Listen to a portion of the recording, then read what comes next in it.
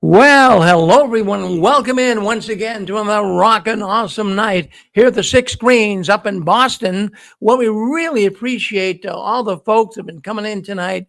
And I know that it's very disruptive when we have operatives of the Watchtower trying to disable our program, take control of our control panel as it is, and we do everything we can to keep these people out. So thank you for understanding that. And some of the vulgar language that these Bethelites use, they ought to have their mouth washed out with soap. I mean, seriously, it's just terrible what these guys do. But anyways, you're on with us tonight. We have a special guest coming up here very shortly. If you read his book, it's called Bethel Days. Bethel Days, Daze. He's a former Bethelite. His name is Gary Alt, and he's on here with us tonight.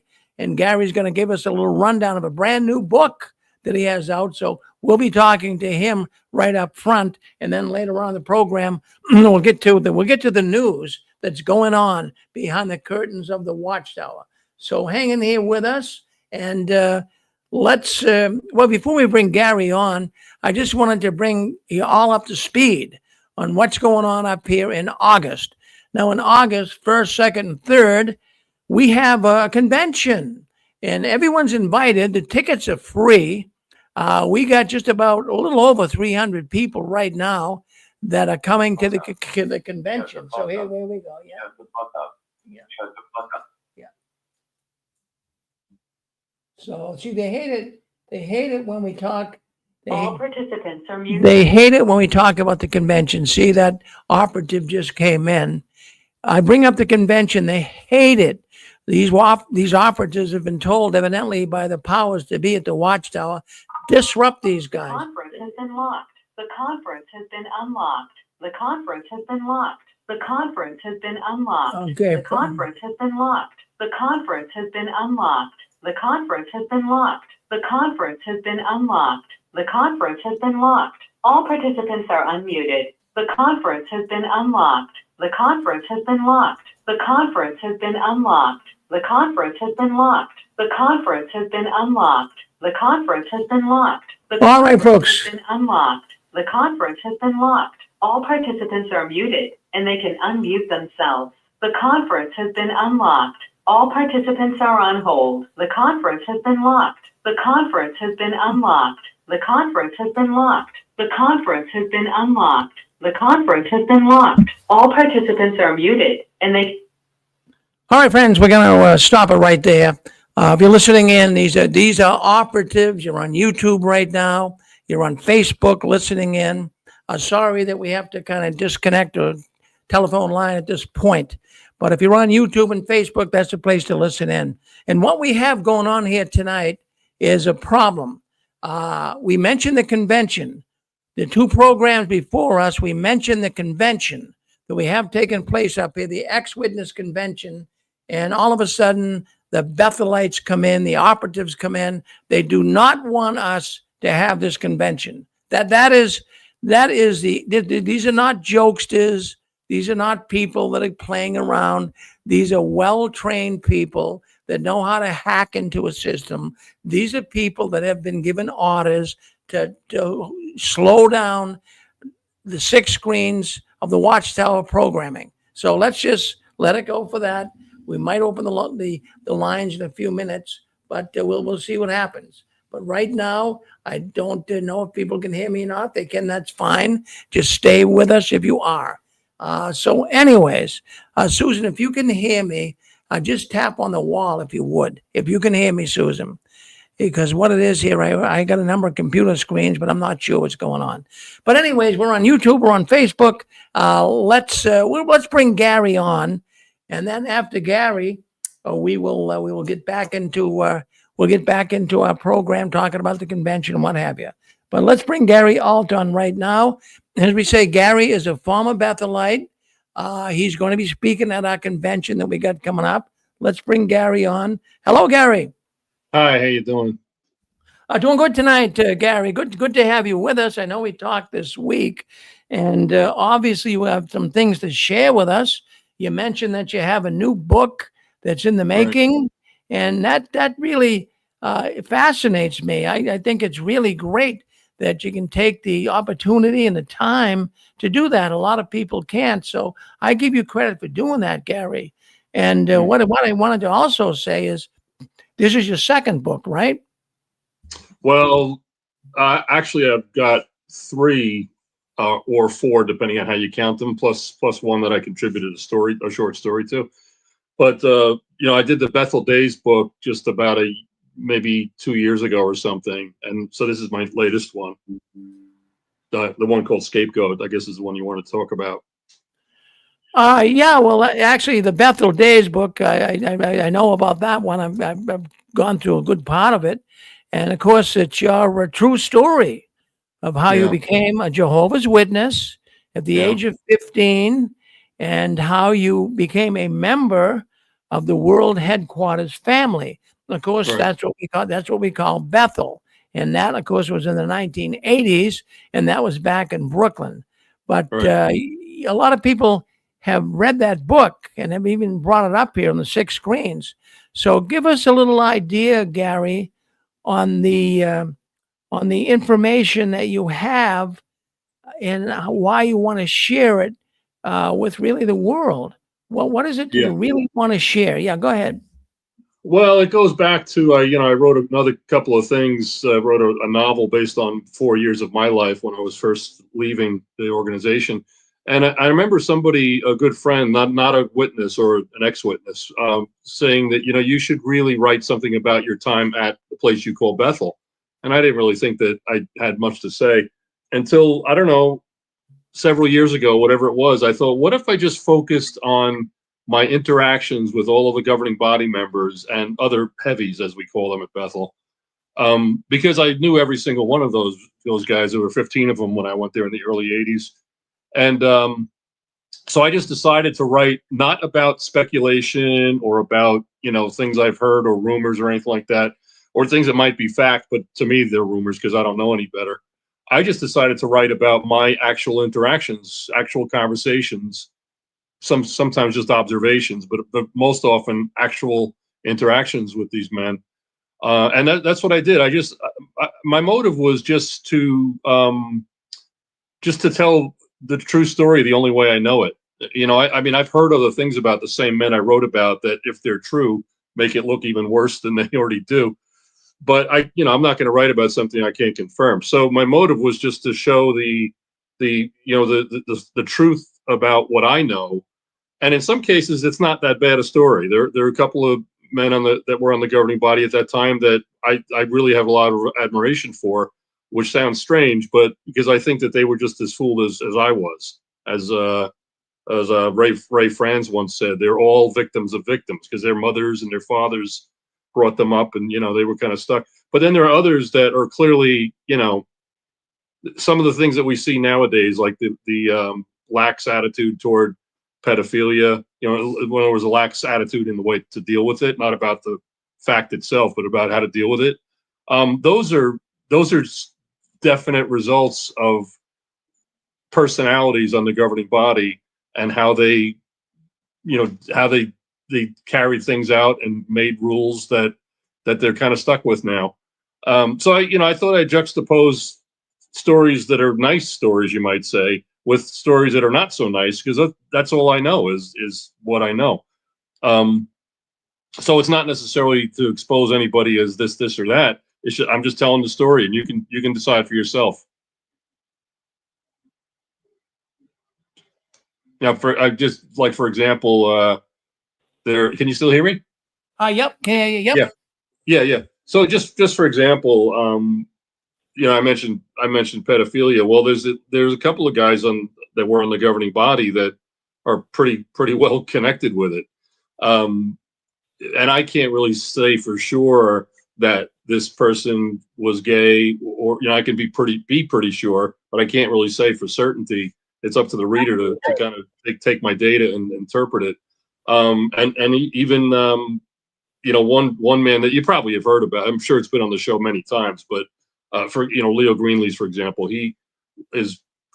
I think most people think of him, if they know of it, as a pedophile. Well, I don't really say whether he is or not, but I think if you look at the information I've got, in the book, I'm pretty sure you would come to the conclusion that he was. But it's just based on what I know from actual conversations with people, with not just Greenlees and the Jarrises, but the other people as well. And it actually goes back to my first circuit overseer when I was first studying. I wasn't even baptized yet. Sam Hurd was my circuit overseer, and I had certain conclusions about what it was like to have him as a circuit overseer. And then all those years in between, I don't know. I didn't see anything of him. But now that he's on the governing body and he's given talks that are famous for being incredibly ignorant, like talking about how women's brains are smaller than men's, and that's why they're not qualified to On hold. have responsibility. Things like that I can talk about because I know the facts behind them. And then Ted Jarris was my second or third circuit overseer when he was on the governing body. Actually, he was already appointed, but they sent him out to Long Island, to where I grew up, to have to be a circuit overseer. And so it starts with that, and then it goes through my days when I was actually at Bethel in the 80s, early to mid 80s, I guess you'd say. And then even since then, I ended up in a congregation in Northwest New Jersey that once we built the new Kingdom Hall, we were all of a sudden within the radius that qualified us to get Watchtower Farm Bethelites. And so we did. We got about 30 of them right off the bat.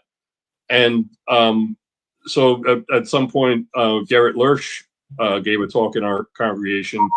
He was assigned to give a talk before he was appointed to the governing body. He was in Bethel, but he wasn't appointed to the governing body yet. By the time he came to our congregation, he had been appointed to the governing body. So he stayed at my house for a weekend. Not Lloyd Barry, Carrie Barber stayed at my house for a weekend when he did the dedication for our new Kingdom Hall. So I thought I have enough connections from way back when till right up to the present that I could talk accurately about it, and that's what I decided to do. Well, good for you, Gary. Let me come back on here again and put myself on. Well, what I find fascinating is when you were there, obviously it was a great experience when you were there. Now that you look back on it, I'm sure a lot of things say, wow, that was kind of strange. But I've talked to so many people that have been Bethelites and have come on the program. And I find that, not everyone at Watchtower was bad. So some of the people were genuine, nice people. I mean, the powers that be there, the controlling arm of it, they're probably the bad ones. But I wish I could open up the lines and have people talk to you. But because of the problems we're having with these operatives coming in, we're going to leave it not open tonight. But now you're coming up to convention, and you got interested in that. And what's going to happen there? You're going to be on the stage. You're going to have a talk with Barbara Anderson on Friday night. You will be talking about Bethel, and she also has some other guests that will be on with her as well. But now you are also going to do a solo talk at the convention, Gary.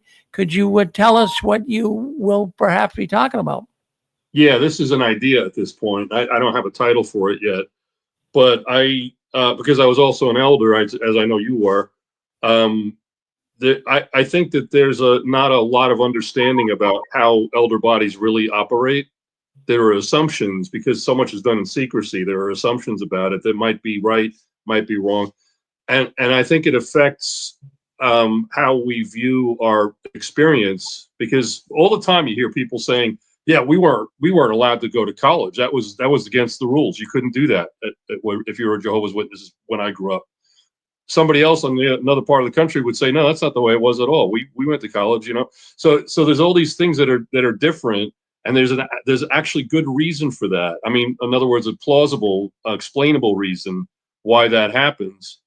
And it all goes back really to the governing body, how they try to prop the elders up in front of everybody to make them respected, and the leeway that they give them, and the way they write the Watchtower. That's something that I didn't really see until I was in my final years of still trying to be a devoted JW, but feeling very alienated and went to all the meetings, but I just kind of sat there listening like I never listened before. And I started to see that, wow, all of these things that I thought were anomalies, like in this congregation, they control too much, but in this congregation, they don't. And, you know, all these differences I saw, I started to realize that, wow, the Watchtower is written to make that happen. It's by design. The governing body wants there to be that a certain amount of secrecy, but also a certain amount of ability for the elders to do whatever the heck they really want to do, and not be called to account for it. So I was going to talk about that, why that happens and how that happens, exactly what the mechanisms are for it. So that's basically, I don't know what the title is going to be yet, but something about how the elders actually operate. Well, that's going to be fascinating because I'll tell you something. Something goes on when a person becomes an elder. Something goes to their head.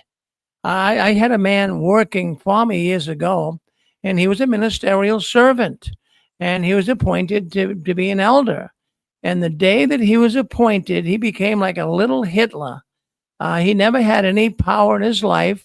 He was a henpecked man by his wife.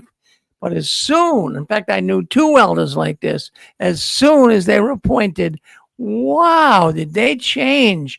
There was a definite change in personality, their demeanor, their persona. What have you ever noticed that, Gary? Oh, absolutely. Absolutely. I mean, just for an example, when I was finally appointed an elder, it was after I had moved to a congregation in Northwest New Jersey, and a very redneck kind of area, I guess you'd say. So that kind of mentality was pretty dominant. And it's, you know, whatever the local community is, that's kind of what the congregation is going to be taken from that. So you're going to have the same kind of thinking within the congregation, just on steroids, because they're JWs, you know. And I know we had we had a very dysfunctional elder body, very, very dysfunctional. And I was just like in my late 20s, and all of a sudden here I am, you know. There was one person in particular that was a big bully. He was just plain and simple. He was a big bully. He always had to have his way. He manipulated people emotionally.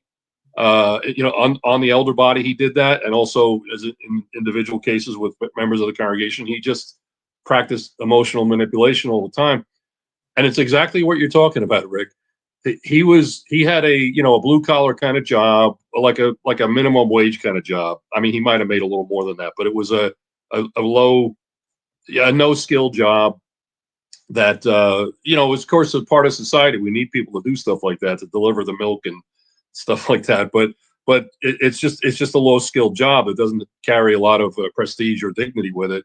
And the fact is, he was abused. Like every day he went to work, they'd call him names. They say, "What the hell did you do that for, you jerk?" And, you know, this kind of stuff. In his personal life, he had no power except over his own family, because he was a tyrant in his own family, in his own house. But outside of that, he had no power. Nobody ever went to him and said, "Hey, can you help me with this?" Or, "What do you think I should do here? What's your opinion about this?" Nobody ever did that because he's a nobody. And that's a sad thing, you know. I'm not, but it's just the way he went into it. So now what happens? He gets appointed as an elder because, you know, the qualifications for an elder aren't in any way similar to the qualifications for any job in the entire world.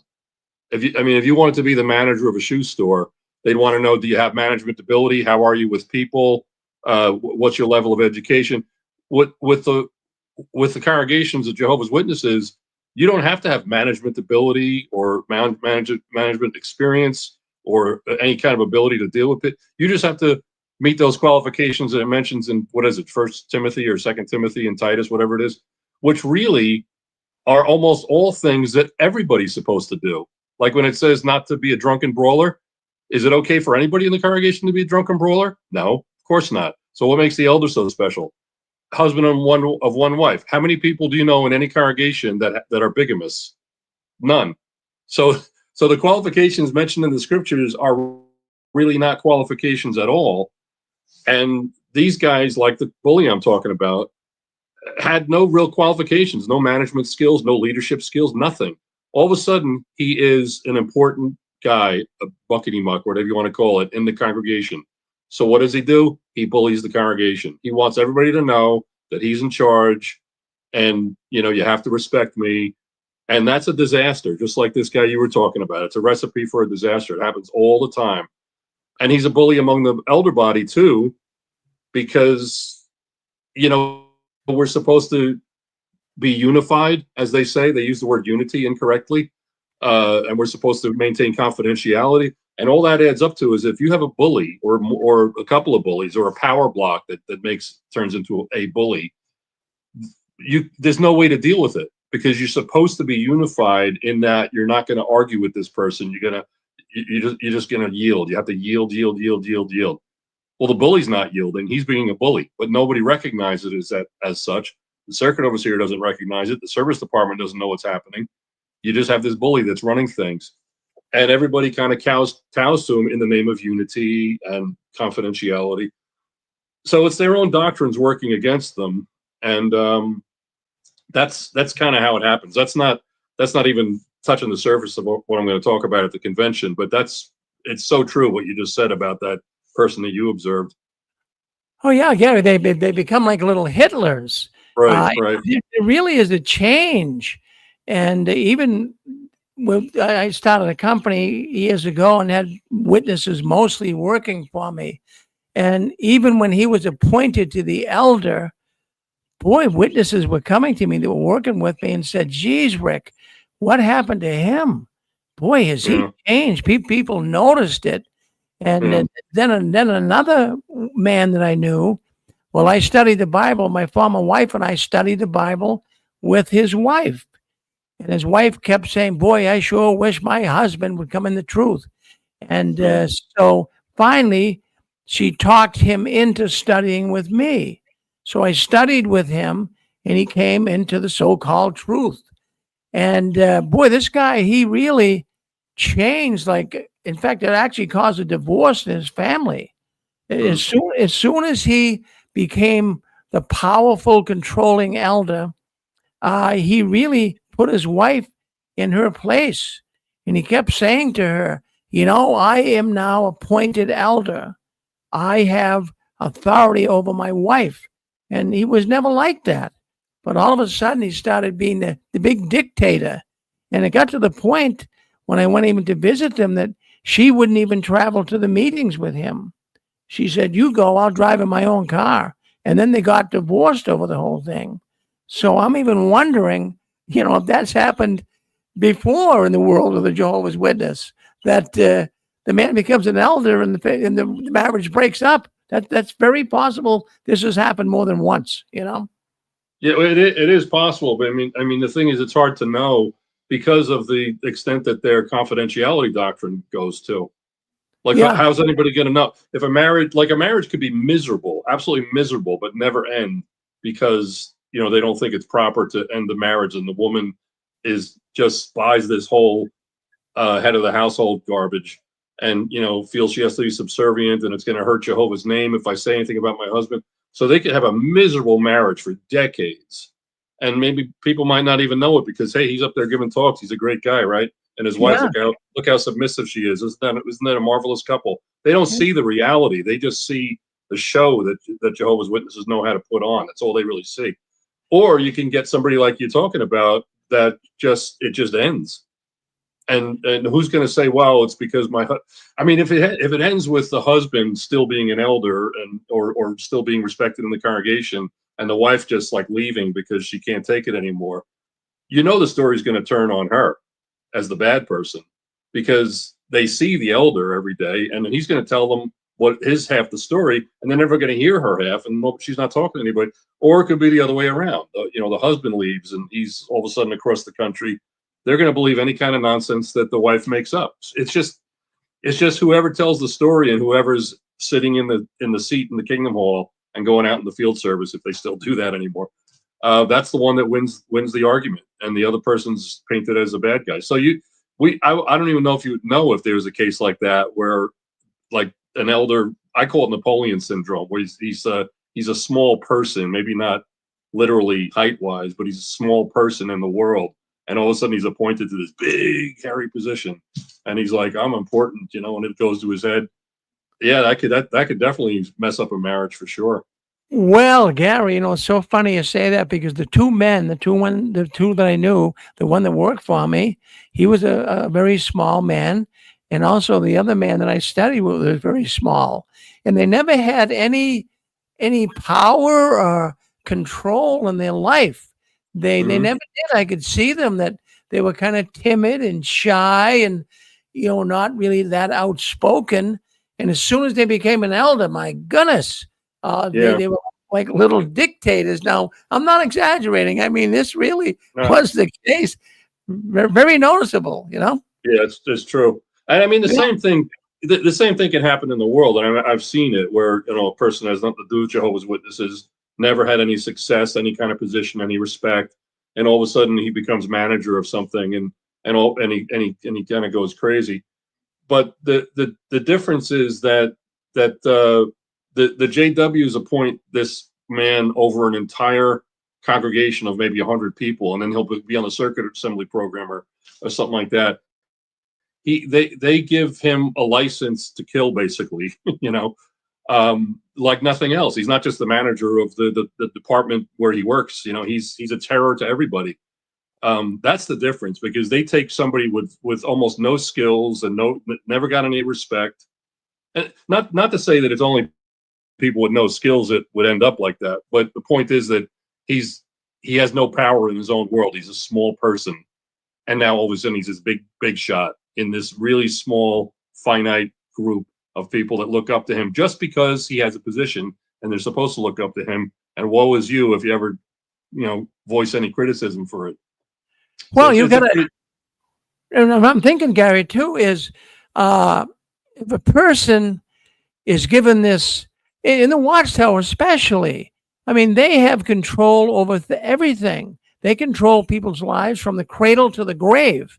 And for Mhm. them to be able to even step into a marriage arrangement and, dictate how you're going to be intimate with your mate and dictate, what programs you're going to watch, what books you're going to read, what you're going to do on vacation.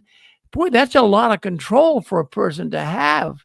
Yeah, And yeah, my goodness, I can see that could really go to a person's head, and but that whole elder arrangement, I think that's one of the things that really has made the Watchtower what they are today. I mean, today they're tanking, but during the '90s and early 2000s, I mean, they were a very fast growing religion, and I think this idea of having elders I'm not going to give the Watchtower credit, but I think it was pretty crafty how they did it by having, well, we'll appoint men as elders. Now, automatically, if the man becomes an elder, that means his wife and children have to shape up. They got to get to the meetings. They got to be there with him. And if they're not responsive to the dictates of the father and the husband, then he could lose his position. So they put a yeah, lot of strain on the kids and on the marriage. So these are things that I'm glad you're going to be able to bring up and talk about the elder arrangement. And we have a number of other elders coming to the convention, and they're not all talking about that. But I do have one elder coming, and he was an elder, and his son committed suicide while he was in the Watchtower. So the elder wants to speak about that and what a position you would be in. You have this position of responsibility. You love being an elder, having all the control that you have. At the same time, your son is kind of really going wayward from the Watchtower. You're trying to counsel him. You can't really cozy up to him too much and be a real pal as he's turning apostate. So some things are mentioned to him that the elder probably wish he never said, and his son committed suicide. How bad would you feel, Gary? right, right, exactly. Yeah. Well, I tell you what, you just made me think of this a minute ago. Is what one of the things I'm just going to be honest. One of the things I'm looking forward to about speaking at the convention is the fact that I haven't done that. Speak on a stage in front of people since I was an elder back in, I don't know, the '90s or something like that. And so this is going to be the first time that I'm doing it without qualifying because having a position or because I'm a male. It's just because I know something about the subject that maybe other people don't know. Someone in the audience might know it better than me, but But I'm on the same stage that Barbara Anderson is going to be on the day before, giving her part, and I'm just a participant in that. So it's like, it's a great equalization. Like, I'm not going to the convention like I'm a former elder. Look at me. It's no. This is just what I happen to know. I'm the same as anybody. I'm the same as the 18-year-old girl that just got out. It's just a great opportunity for me to feel that camaraderie and that unity, that real unity, not like the JWs use the word unity, and the real equality. Well, what really got me thinking that a convention would be good, but I didn't know there would be this much response. I Yeah. had a man, I had a man yesterday write in for 10 tickets. He called me. He says, my brother is out, my sister-in-law, their family, the kids. We're out. We're glad we're out. We're coming. So they wanted 10 tickets to come. Yeah. And I sent a bunch up yesterday as well. On top of that, another woman wanted 3 tickets. And so they're asking me almost on a daily basis. And what they're all saying, even the man actually called me that's getting 10 tickets. And he says, Rick, I'm looking so forward to coming to that ex-Jehovah's Witness convention. He said that, well, what it is he says, I've been out for a couple of years, but he says all of the, he grew up as a witness, but he says all of the garbage, all of the false teachings, he says, I'm having a hard time getting them out of my head. And there's a lot of ex-Jehovah's Witnesses that have called into this program. They say the same thing. There's a lot of stinking thinking still going on in our head with the Watchtower rented space. So he says he's coming to talk to other people and how they got this Watchtower thinking out of their head. Do you still have thinkings of the Watchtower? Not really. I mean, I probably can't say absolutely not, because who knows, something might creep in once in a while. But when I first got out, like it started in 2012 when I began to be alienated, and I still was baptized, not disfellowshipped yet, and I still thought it was the truth, believe it or not, still trying to stay connected. But the first thing that was a disaster was when something really critical happened, that I lost everything. I lost my family, my job, my bank account, my house, my car, all the brothers and sisters, pretty much. Even though I wasn't disfellowshipped yet, I basically lost almost every single one of them. So it was a lot of loss, And within that same week, I would say by the second day after this started happening, I started seeing my closest friends crumble, just like they didn't want to talk to me anymore. So I really, really quickly realized that, oh my God, this thing that we call the brotherhood, it's an absolute sham. There is no such thing. It's only, we love you if you're doing what we think you should do. If you turn in service reports, well, I guess they don't do that anymore. But and it was hard. That was really, really difficult to swallow. But on the other hand, it was easy, because I realized immediately, like, wow, that's really nice. These are all these people that I was there for them. I mean, I was a guest in their home, so they were nice to me. But I also did things for them, and it was an equalization kind of thing. And all of a sudden, they're going to believe a crazy story my wife came up with and just dump me. And I just realized, well, if they have no use for me, why should I worry about them? I don't care anymore. It's not that you stop caring about people. There's still people you might miss and all that. But I just realized that this brotherhood thing is a bunch of garbage. It's a bunch of nonsense. But the problem was that I spent about the next year trying to kind of, get like validation from them. I wanted them to understand what was really happening, why I wasn't at the Kingdom Hall that I was assigned to, and why, that I was supposed to go to, and why, just things like that, and what the actual facts were with regard to the story that was made up. I spent a good part of the year trying to do that, just trying to justify myself and defend myself and get validation from them.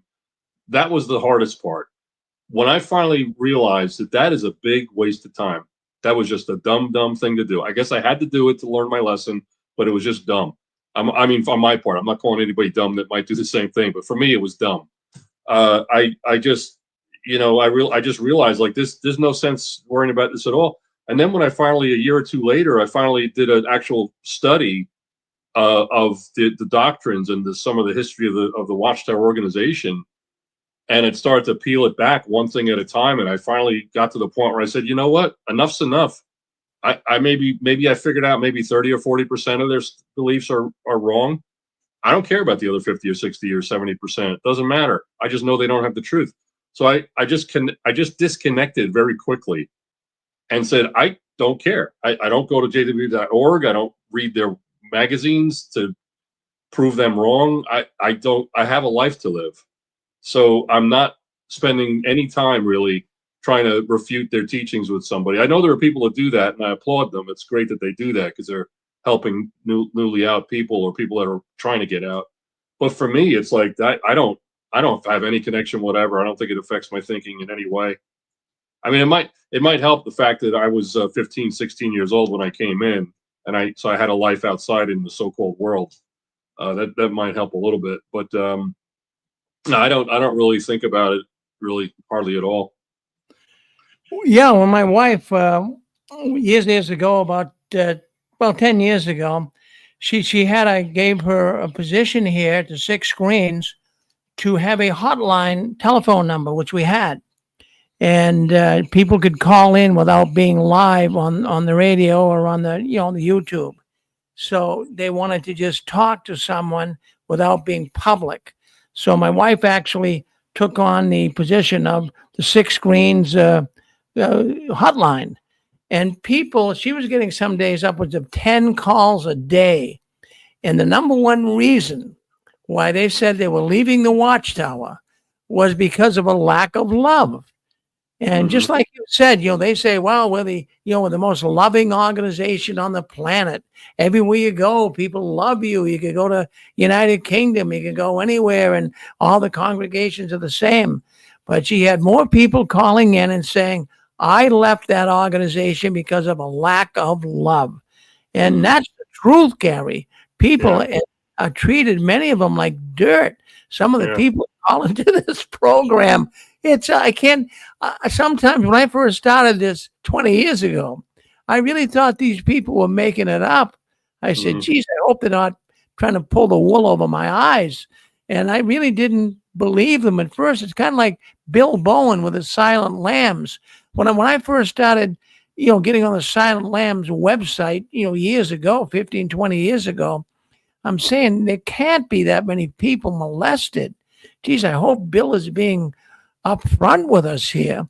But geez, now that we go downstream, this organization has all these problems, and we're just looking at the tip of the iceberg. There's a lot more down there. Believe me, you know it, Gary. Unreal. Oh no, absolutely. And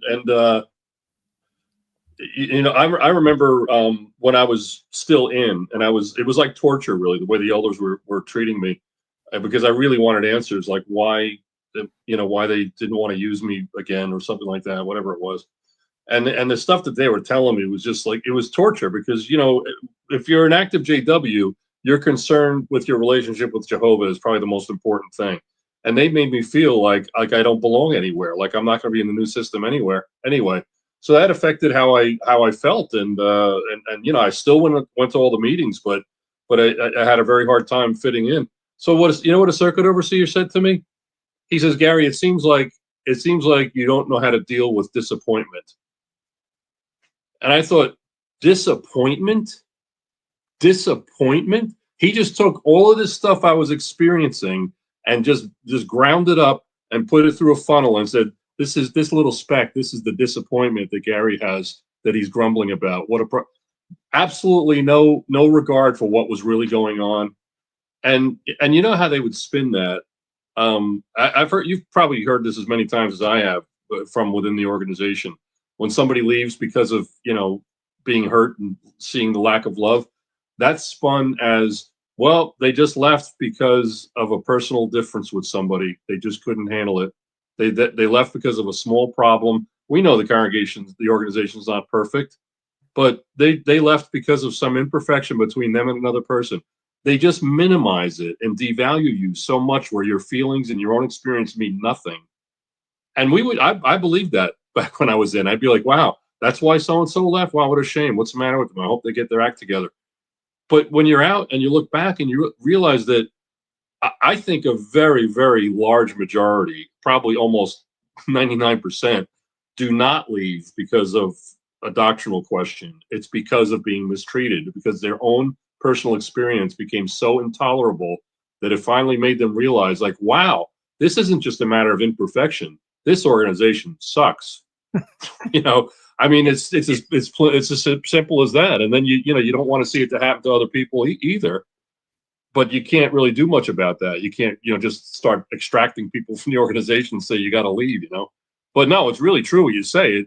It's not just some little difference between you and the guy in the third row. It's a major lack of love that, like holy mackerel, this is by design. This is the way the organization wants to operate. They want to marginalize everybody, make them completely unimportant. It's all about supposedly Jehovah's name, but it's really about the reputation of the organization, the governing body, the elders. And that's what's important. The individuals don't matter at all. And when you start to realize that, you're like, okay, now what else? What else am I going to find out here? Yeah. Well, Yeah. no, you're right. You're right on. And boy, I'll tell you, the more you talk, the more memories you bring up here. And what I find too is sometimes I'll actually wake up in the middle of the night, and I'll say, "What is the glue? What keeps this organization together? They can be so nasty to people. They can shun people. They can make people feel like 2 cents." And they can make you sit in the back of the hall and no one talks to you. And you got to do this, you got to do that. And you're not doing enough, Brother Farron. You got to get out more in service. You got to take the lead more. I mean, geez, you can never do enough. And it's not what you did yesterday. It's what you're doing today. Right. It doesn't matter if you got 100 hours in last month. Well, what do you got this month? Well, geez, I only got 10. Well, what happened? Right. I mean, you never get commendation, but I'm going to tell you, it's something that, it wakes me up at night. What is the glue? I have relatives still in, many are coming out. And I'm hearing that from a lot of people because of a lot of the changes right now in their policies and doctrine. But I ask myself, what is it? Is it the social aspect? Is it the friendship they have? But it's phony friendship. It's not real, so that even kind of goes up in smoke when I think about it. But I think I even asked one person, and the person told me, she said, "Rick, I really like the Watchtower." I said, "You did?" I said, "What you like about it?" She said, "I like the discipline." She says, "I like knowing where I was going on Tuesday night, Thursday night, and Sunday." Maybe people like that. It's kind of like the military. Some people like the military because they're disciplined. And then I ask other people, they'll say to me, I really love the Watchtower. In fact, there was an active Jehovah's Witness woman that called in here last week. And it was really, in fact, we do get active, actually, PME, loyal Jehovah's Witnesses, physically in, mentally in, that call up. So I think sometimes they get confused. They think this is the Jehovah's Witness program. But when they do speak up and they have a bone to pick, it's usually something ugly that's happening to them. It's usually an elder said something to them and they won't help them. This woman called into the program last week. She was 71, 72. And she's still a witness. She said she is. She still goes to the meetings. But she said her son, if you can believe this, put a restraining order on her. And he's a Jehovah's Witness, and he's an elder, Jehovah's Witness, and he put a restraining order on his mother. I am saying, my God, I can't believe that someone would put a restraining order on their mother. But she said he's lying. She's gone to the elders. They're doing nothing about it. They're saying, just let it go, put it in Jehovah's hands. And, this is baffling to me. But nonetheless, even witnesses are seeing the restraints the Watchtower puts on people, Gary. Yeah, right. Well, it's interesting. You kind of started out by saying, what is the glue? What is that? And it's sort of undefinable. But in the new book I just wrote, that's one of the things that's sort of part of the fabric of the story is how things can happen in that organization that you would never believe if it wasn't for that factor. If it wasn't for the fact that everybody believes that, you know, the elders have to handle everything. We shouldn't report things to the police. They must be right. If they've decided that somebody should be disfellowshipped, it must be because they were bad. All those things that everybody think that's the only way to look at things. That causes all kinds of mental aberrations that where you'll believe anything. They can be the most gullible people in the world because they have this, you know, good bucket versus bad bucket. If an elder said something, it has to be right. If the policeman said this, it has to be wrong, you know. And it affects everything. And that's one of the sub themes, I guess you might say, is the plus the extreme to which they take the headship concept within the family.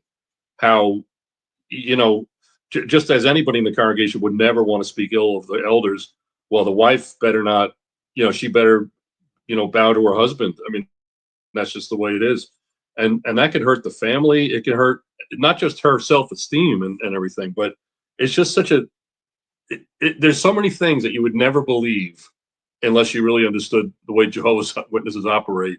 And then it's like, oh yeah, okay, that makes sense now. Gary, I'll tell you, we've had people come on here and they would say things that the elders have said that is pure stupidity. Mhm. And I mentioned on this program before, my former wife, she was a devout witness like myself at one time. And while she was one of Jehovah's Witnesses, she's not here now. She died back in 2012. But when she was one of Jehovah's Witnesses, she had a brain hemorrhage. Mhm. And so she was rushed off to the hospital. And of course, she's screaming, no blood, no blood, no blood. She didn't need it anyways, but the hemorrhage stopped. So she lived, but they told me that she more than likely wouldn't, but it was a miracle that she lived. Mhm. But anyways, you know, they had to shave half of her hair off and she looked like a punk rocker. And so as soon as she was in the hospital for 7 days, that's a deadly thing. That's fatal for most people when they have a Yeah. brain hemorrhage. So she was in the hospital for 7 days.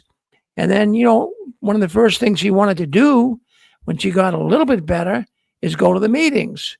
So for about a week and a half, 2 weeks after she got out of the hospital, she wanted to go to the meeting.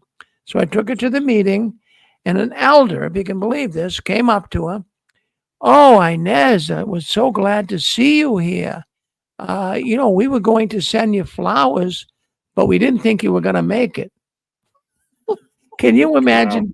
Can you imagine Yeah. saying that? I mean, that is Yeah. you know, geez, that makes a person feel like, geez, thanks, you know. Yeah. Geez. No, I know. It's But stupid things like that I've heard elders say. yeah. And No, it's remarkable. Well, I tell you, one of my favorite.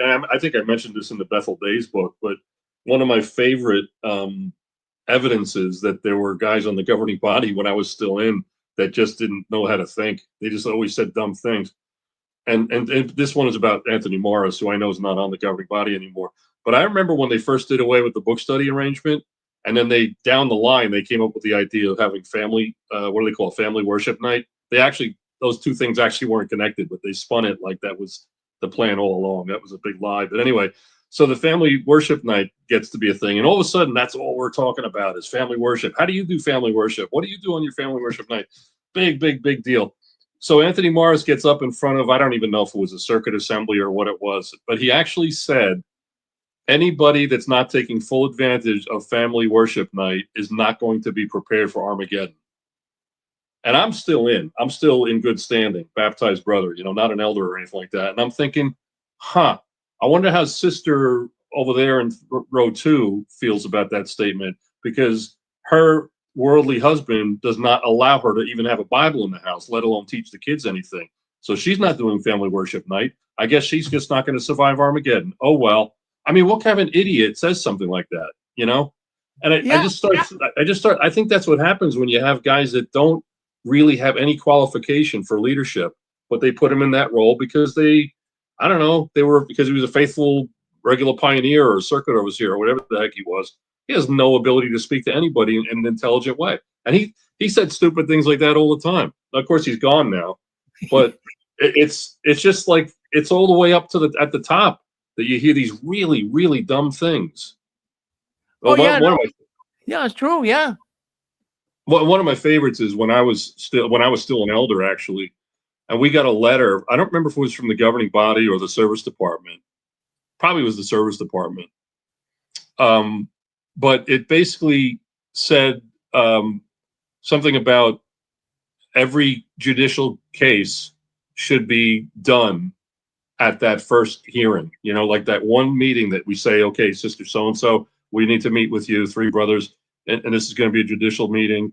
And we're going to leave. We're going to give it an hour from like 3 to 4 o'clock. And by the time we're done, you know, maybe we'll go over 15 minutes, but by the time we're done, it's going to be yay or nay. You're either disfellowshipped or you're not.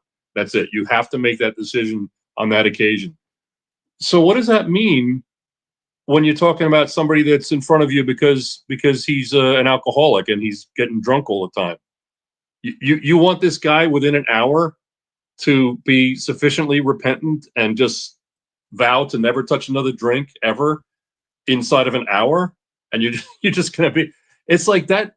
That was like the dumbest thing I ever heard. You don't have to know a whole lot about alcoholism to know that that is a really, really, really unworkable idea. Just a really bad idea. And this came from the service department. They actually wanted us to do this, to just conclude every judicial hearing with that 1 hour and be done. We're not here to work with people in an extended manner. Just decide that day, are they in or out? Well, you know, when you get instruction like that, you kind of have to obey it. But I just decided that, all right, I'll just obey that, but I'll interpret it a little bit differently. When we had an occasion when we had they called them the worldly people. I hate to say worldly people. The people that were in the bar that saw him all the time called him the town drunk. It's like, oh my God, he's dragging Jehovah's name through the mud. So we had to do something about it. And I realized that he needs support. He needs the support of his family. He doesn't need to be disfellowshipped. He needs support.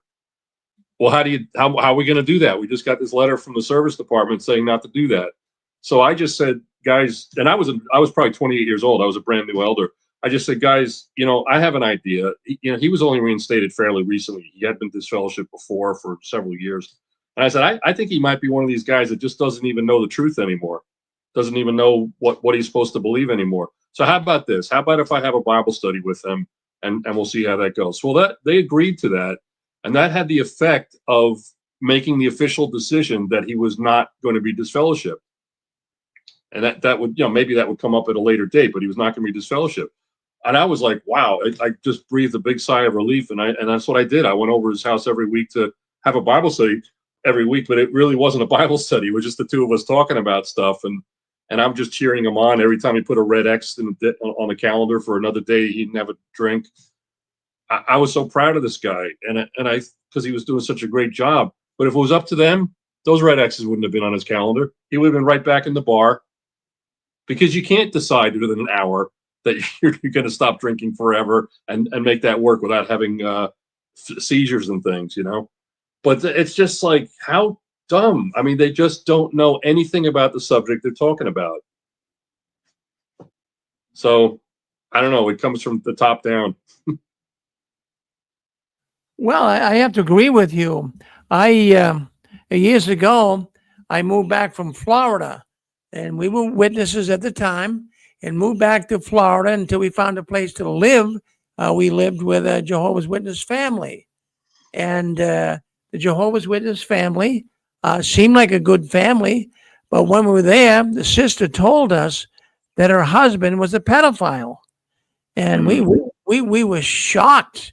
And it's very hard to believe that, because this is Jehovah's organization. How could and he was my best friend, Gary. He was my best friend when I had him.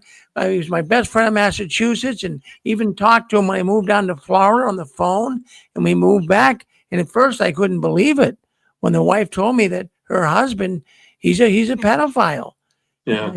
I told the sister, I said, I don't know if I can believe you. And so she told my former wife and I this.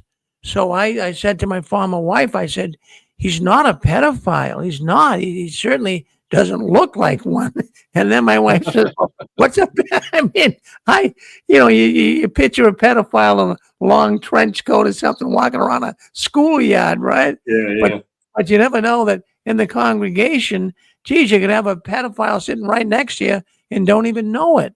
And Right, then I right. then I found out the congregation up here in Lowell, there was an ex-congregation over from where I lived.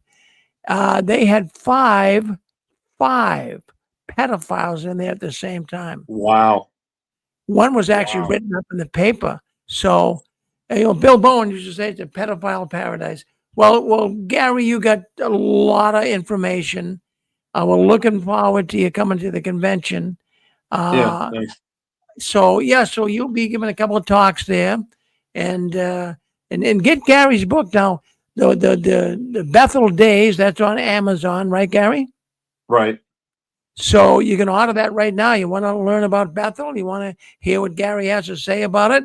Go to Amazon, Gary Alt, ALT, Bethel Days, DAZE. That's Yep. the book. You want to Yep. get in there and check that out. And then Gary also is in the process of writing a new book. Is it all done now, Gary? Yeah, yeah. In fact, I have it right here. Yeah, this is it. I just got it like a couple of weeks ago from the printer. So, So and it's available. So, how could they get the book?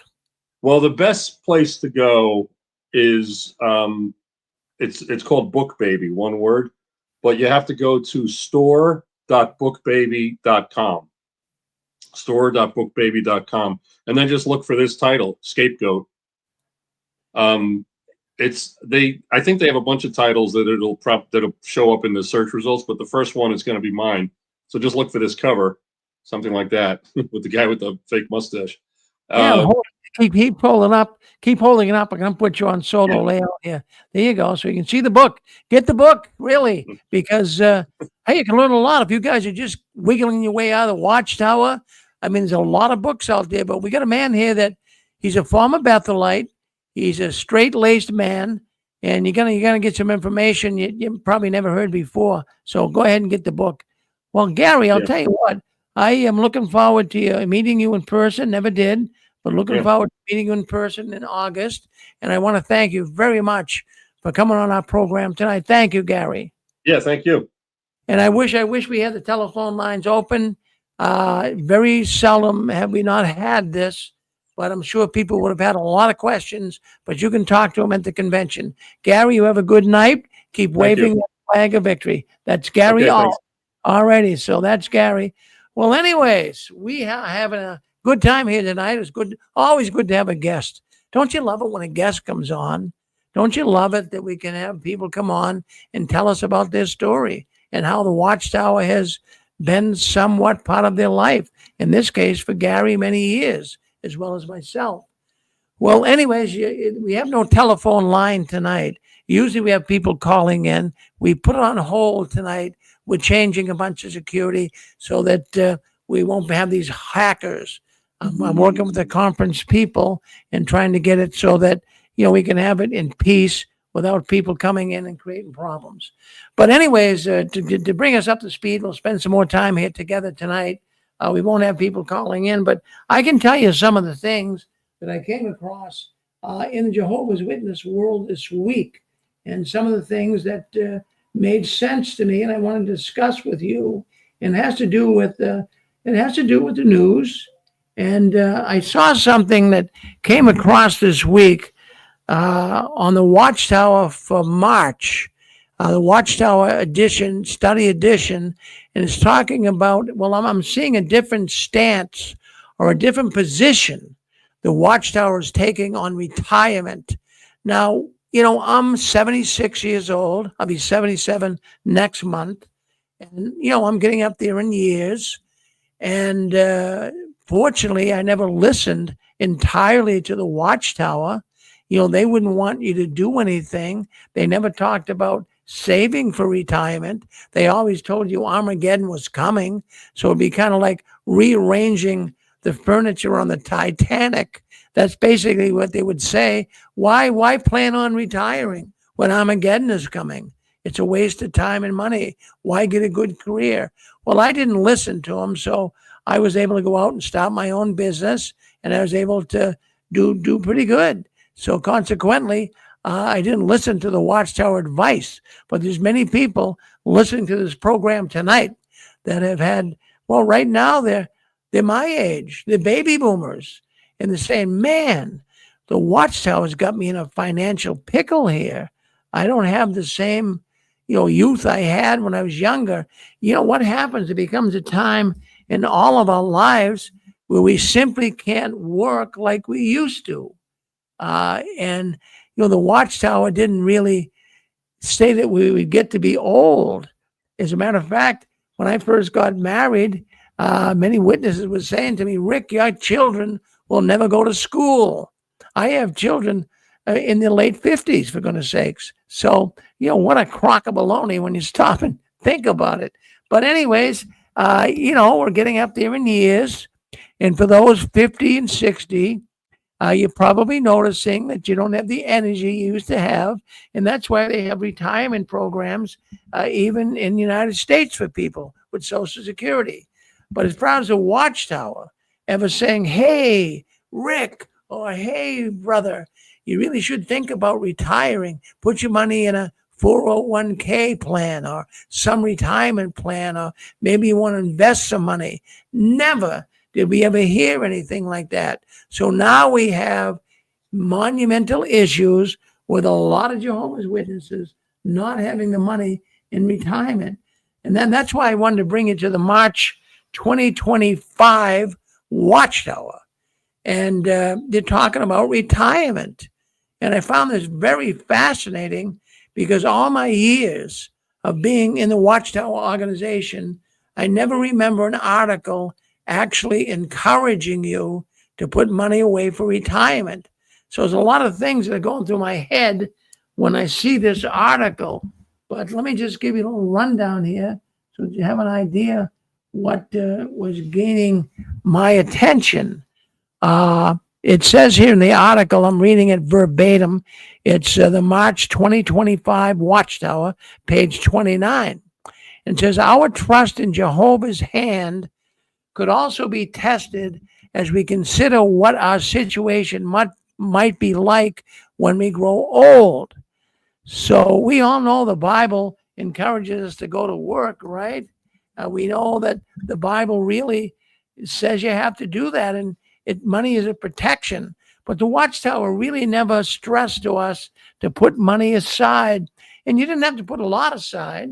You just put a little aside each week, for 30, 40 years, and you'd have a nice little sum of money.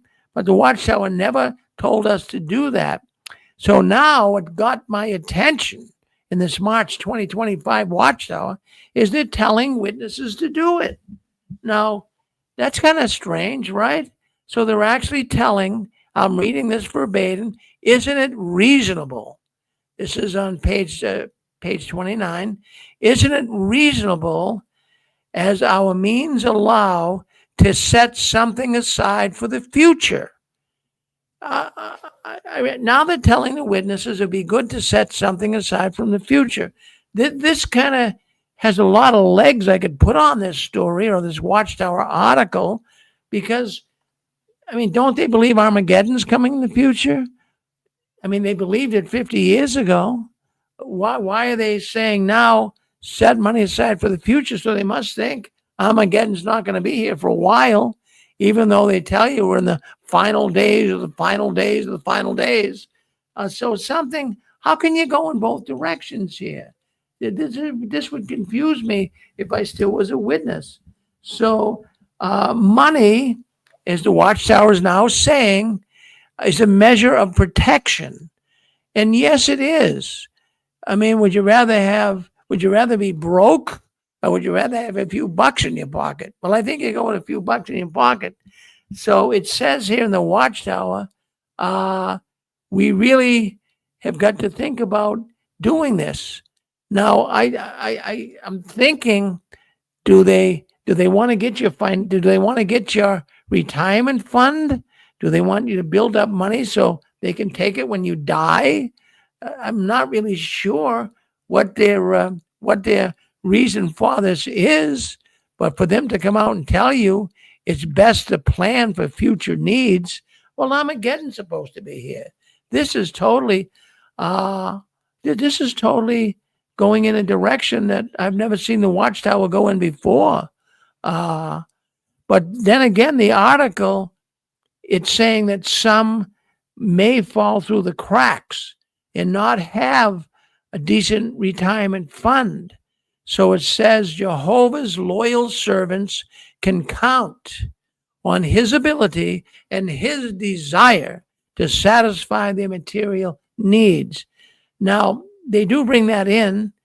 These are the type of things I used to hear years ago that, well, don't worry, Brother Farron, about your retirement. Jehovah will see to it that you're doing good. Leave it in Jehovah's hands. So they also say in this article, as we approach the end of this system of things, we can expect our confidence in Jehovah to be tested.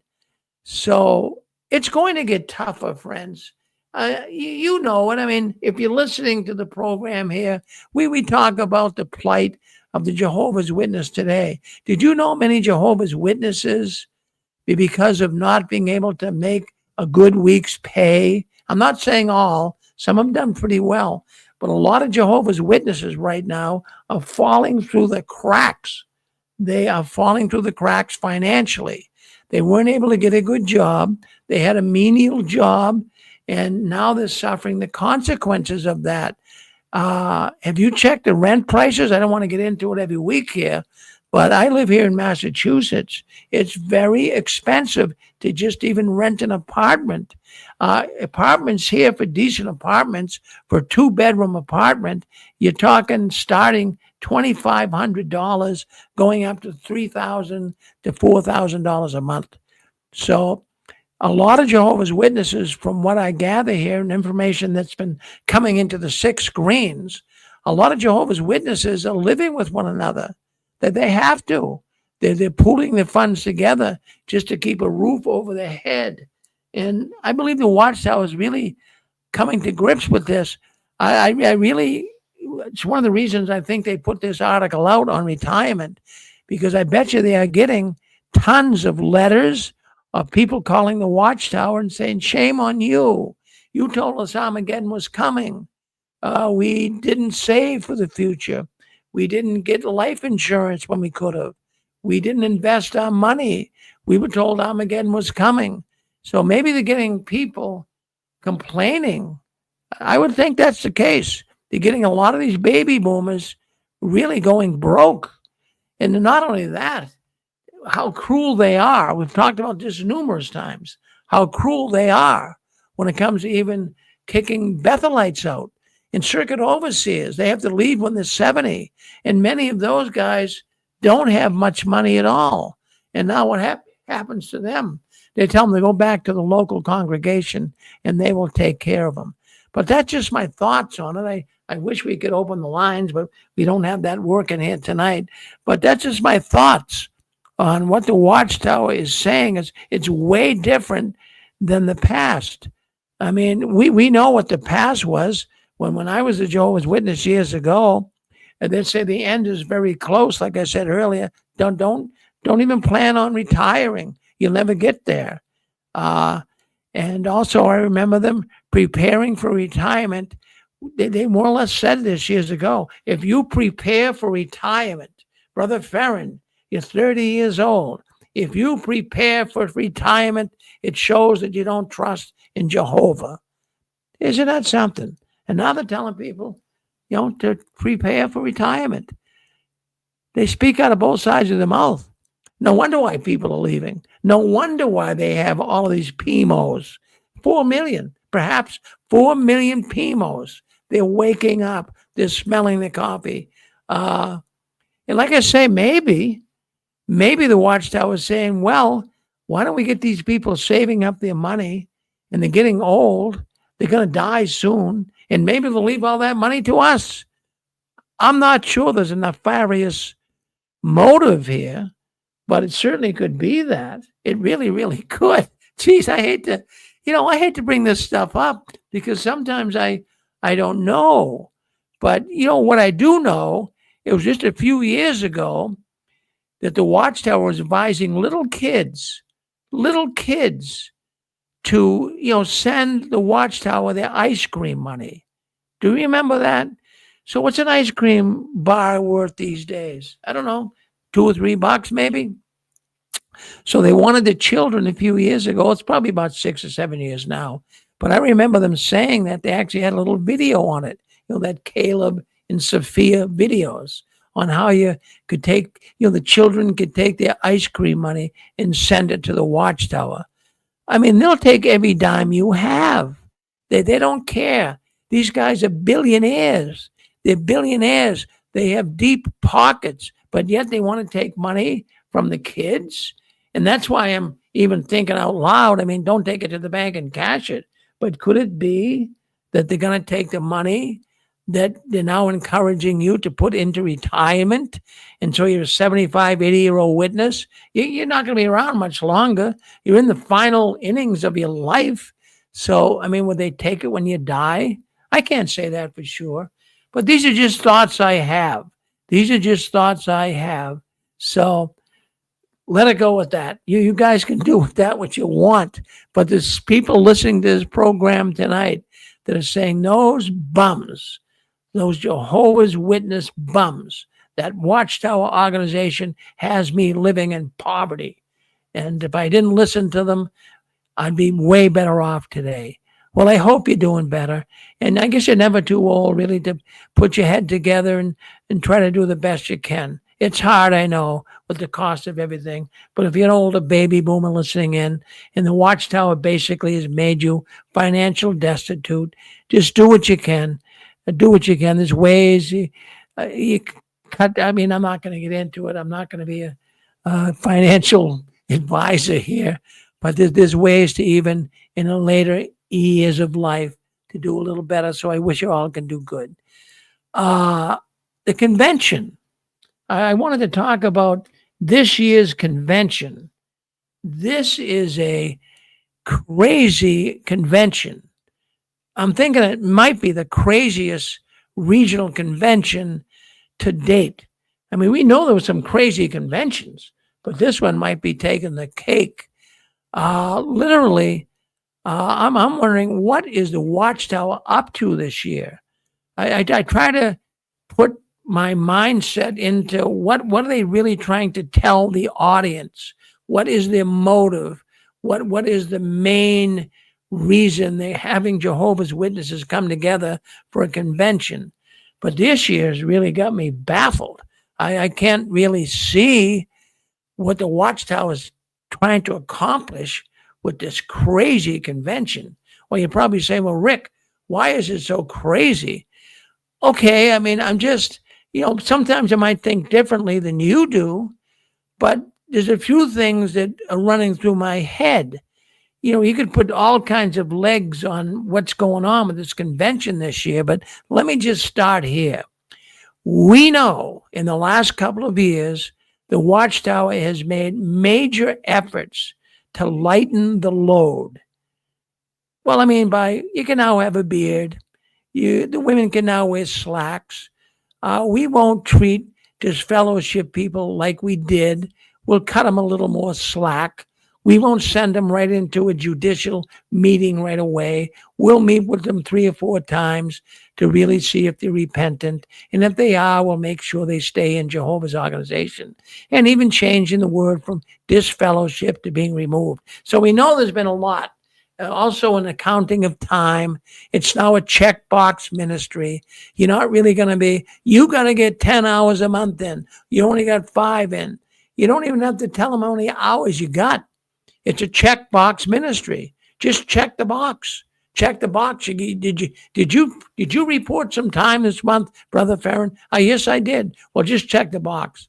So they're having a real policy change on a lot of things.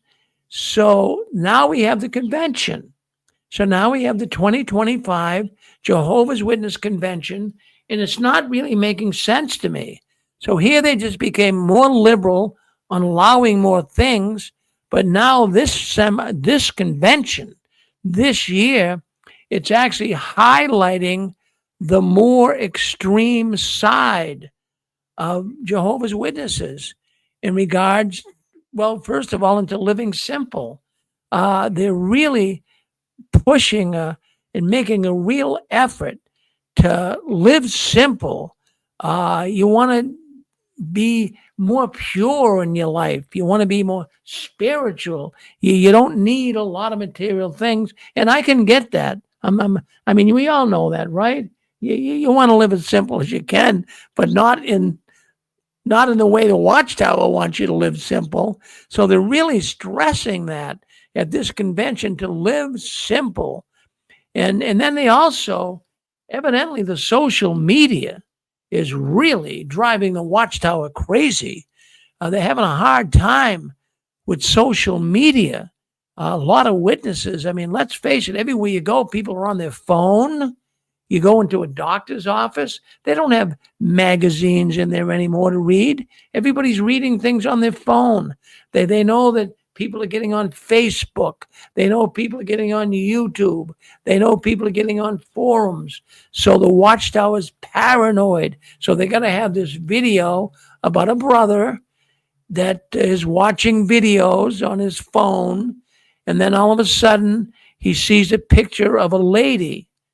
Now, I can see a nude woman, a risque picture of a lady, and the brother would say, "That's it, I've had enough. I'm deleting my Facebook account." Well, the picture they show, it's not a nude lady. As a matter of fact, the lady is well dressed. She's in perfectly decent attire, according to even Watchtower standards. But the brother in the video at the convention says, "That's it for me. I'm getting rid of this site." They're trying to get people off of the internet. They just don't know how to do it. They don't want people on Facebook. They don't. So they're trying to find ways. Look at how spiritual that brother was. He saw this picture of a woman. It wasn't even a nasty picture. So they got him deleting his account, more or less suggesting you do the same thing and delete it basically for nothing. And then, I mean, there's another video. They have a lot of videos this year. And it seems to be like big video production with the Watchtower. That's the way they're moving, as we all know. But anyways, they show another sister, and she's suffering from cancer. Now, this isn't anything new that the Watchtower is pulling here. They always have to have some person that's got some stricken disease, and how loyal they are to Jehovah and how they're getting out in service and doing things for Jehovah. Well, you should be able to do it. So they have her on telling her story and how she has, the last stage of cancer, the really bad stage, where she's going to die. And she's sharing her story on how Jehovah's encouraged her and how he can encourage you. This is what they do. They make you feel guilty. They have this sister dying of cancer, but yet she's able to do things for Jehovah. Why can't you? So it goes on and on and on. And then they have another video. They have another video where they show a sister who loves to work out. Now, this is a problem I'm sure the Jehovah's Witnesses are having. Everywhere you go, there's a gym, there's Planet Fitness. People are joining fitness clubs. They want to be fit today, young people especially. So the Watchtower has got to now come up with some type of a video, some type of a instruction talk or whatever to kind of get people's enthusiasm off of physical fitness and going to gyms and trying to get physically built, so to speak. They're trying to get you away from that. So consequently, what they're doing here is they had this sister come on. It's a video at the convention. So she's a workout sister. She's in good shape. And she really is trying to get more information on how to keep her body trim and fit. What is the matter with that? I mean, I think it's commendable for these young people, even old people. They want to do exercises. They want to keep their body fit. But the Watchtower seems to have a problem. I can see the message here through this video.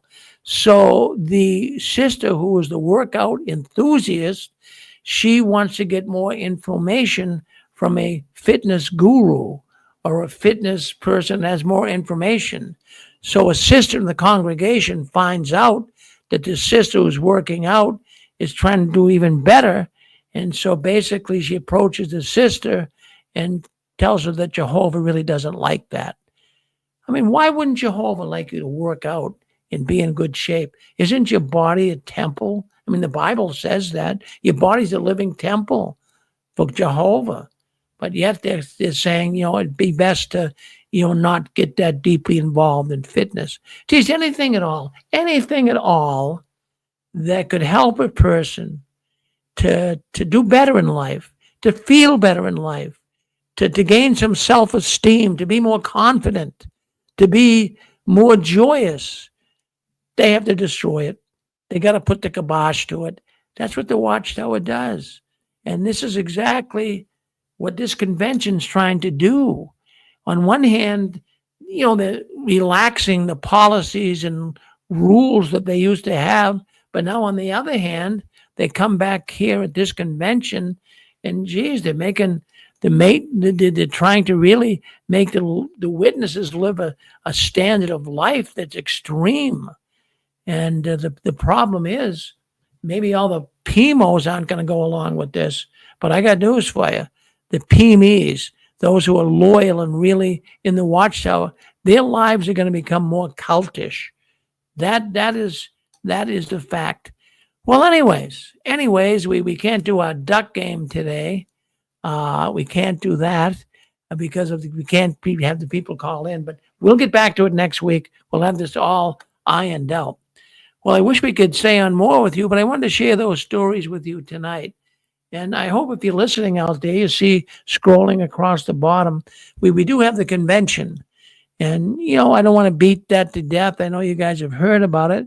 I have an awful lot of people that are wanting to come to the convention. Yesterday alone, I had one man call me and he says, Rick, I want 10 tickets. And then another woman wants 3.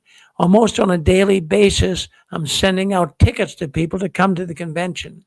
Friends, if you can possibly make it, if you can come up to our Still Alive in 2025 ex-Jehovah's Witness convention, it will be the highlight of your life. You are going to be one happy person. You are going to be with people that are your true brothers and sisters, people that are just like you.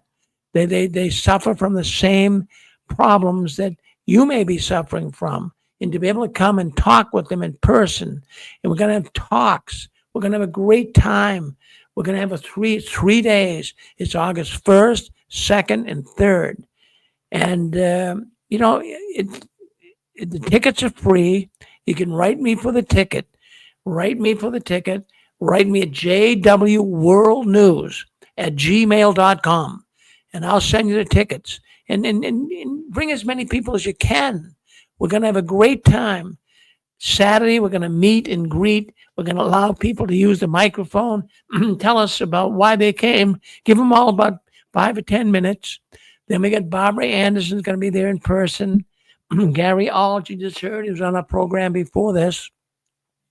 We got some really big speakers. We've got Fritz Springmeier, Bloodlines of the Illuminati author. We got a number of authors, a number of YouTube creators. They're going to be here. I'd love if you could be here with them. And on Saturday night, we're going to have awards night. We're going to give awards out to those who have made a real difference in exposing the Watchtower, whether it be through websites, whether it be through books, whether it be through YouTube videos or whatever. We're going to give some awards, and really all people deserve awards. You're my friend. If you're exposing the Watchtower, you are my friend. You're my ally. I don't care what your position is. I don't care what your spiritual position is. You're my friend. And we can all fight the Watchtower together. And the good thing about this convention is this awards night is going to be followed by a talent show.